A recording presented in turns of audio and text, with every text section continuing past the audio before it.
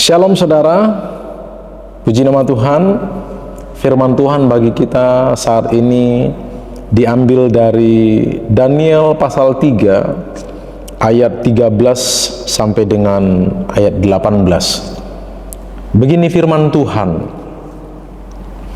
Sesudah itu Nebukadnezar memerintahkan dalam marahnya dan geramnya untuk membawa Sadrak, Mesak, dan Abednego menghadap. Setelah orang-orang itu dibawa menghadap raja, berkatalah Nebukadnezar kepada mereka, "Apakah benar, hai Sadrak, Mesak, dan Abednego, bahwa kamu tidak memuja dewaku dan tidak menyembah patung emas yang kudirikan itu? Sekarang jika kamu bersedia, demi kamu mendengar bunyi sangkakala, seruling, kecapi, rebab, gambus, serdam, dan berbagai-bagai jenis bunyi-bunyian, sujudlah menyembah patung yang kubuat itu. Tetapi jika kamu tidak menyembah, kamu akan dicampakkan seketika itu juga ke dalam perapian yang menyala-nyala. Dan dewa manakah yang dapat melepaskan kamu dari dalam tanganku?" Ayat 16. Lalu Sadrak, Mesak, dan Abednego menjawab Raja Nebukadnezar, "Tidak ada gunanya kami memberi jawab kepada tuanku dalam hal ini. Jika Allah kami yang kami puja sanggup melepaskan kami, maka ia akan melepaskan kami dari perapian yang menyala-nyala itu dan dari dalam tanganmu, ya Raja." Ayat 18, ayat terakhir.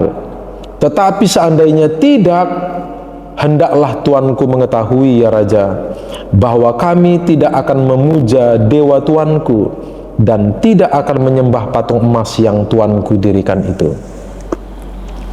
Kita tahu kisah ini, bagaimana Sadrak, Mesak, dan Abednego khususnya kala itu diperhadapkan pada pilihan oleh karena kebijakan yang dibuat oleh Raja Nebukadnezar kala itu, ya. Mereka diperhadapkan kepada dua pilihan. Apakah mereka akan tetap menyembah Tuhan dan mengabaikan titah raja, atau pilihan kedua, mereka akhirnya mengabaikan Tuhan, mengingkari iman mereka, dan akhirnya menyembah, memuja kepada patung emas yang didirikan oleh Raja Nebukadnezar. Tentu mereka ada dalam situasi yang sangat sulit kala itu. Tidak ada seorang pun yang menginginkan kematian. Secara manusia, setiap orang menghindari yang namanya kematian.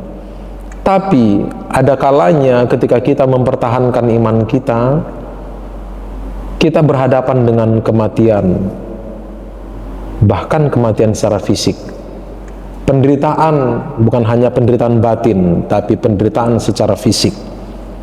Teman-teman saudara, dari kisah Sadrak, Mesak, dan Abednego ini, kita diperhadapkan kepada pilihan yang sama. Kita memang tidak ada di situasi yang sama dengan apa yang dihadapi atau situasi yang dihadapi oleh Sadrak, Mesak, dan Abednego kala itu. Tapi walaupun tidak sama persis, kondisi kita saat ini mirip.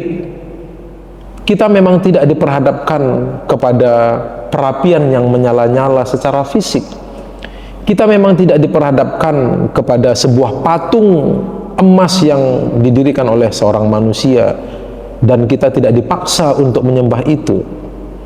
Tetapi secara tidak kasat mata, sesungguhnya patung-patung itu, api-api atau perapian yang menyala itu sesungguhnya ada di depan kita. Hanya saja kita sering tidak menyadarinya. Kenyamanan hidup, popularitas, kejayaan, keberhasilan-keberhasilan kita itu bisa sekali menjadi perapian yang menyala, dan juga bisa sekali menjadi patung emas yang berdiri menjulang tinggi di hadapan kita. Ketika kita mengedepankan pencapaian kita, ketika kita mengagungkan keberhasilan kita, ketika kita terikat dengan kekayaan harta, popularitas, jabatan kita, bukankah itu sama dengan penyembahan berhala? Ketika kita tidak menempatkan Tuhan pada posisi yang seharusnya sebagai yang utama dan satu-satunya, bukankah itu penyembahan berhala? Tapi saya mau mengajak kita, yang pertama, untuk menyadari kondisi itu.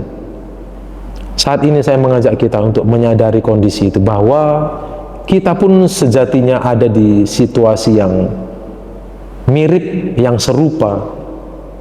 Kita ada di situasi seperti Sadrah, Mesah, dan Abednego, diperhadapkan kepada pilihan itu. Bisakah kita tetap memilih Tuhan sekalipun beresiko? Dan yang kedua, saya mengajak kita untuk memiliki sikap yang tegas seperti Sadrah, Mesah, dan Abednego miliki. Mereka berkata, kalau Allah yang kami puja sanggup melepaskan kami, maka Ia akan melepaskan kami. Dan sekalipun seandainya tidak, kami tetap tidak akan memuja dewa yang didirikan oleh raja. Seandainya Tuhan tidak melepaskan kita dari masalah yang kita hadapi, seandainya Tuhan seolah-olah diam, apakah kita akan tetap setia mengasihi Tuhan? Mari kita teladani sikap seorang atau tiga orang ini, Sadrah, Mesah, dan Abednego, yang memiliki komitmen apapun yang terjadi, apapun resiko yang akan kami tanggung, Tuhan yang utama dan Tuhan satu-satunya. Mari saudara, teman-teman sekalian, kita belajar hari ini dan seterusnya untuk menjadikan Tuhan sebagai yang utama dan satu-satunya. Tidak ada yang dapat menggantikannya. Semoga menjadi berkat. Tuhan Yesus memberkati. Shalom.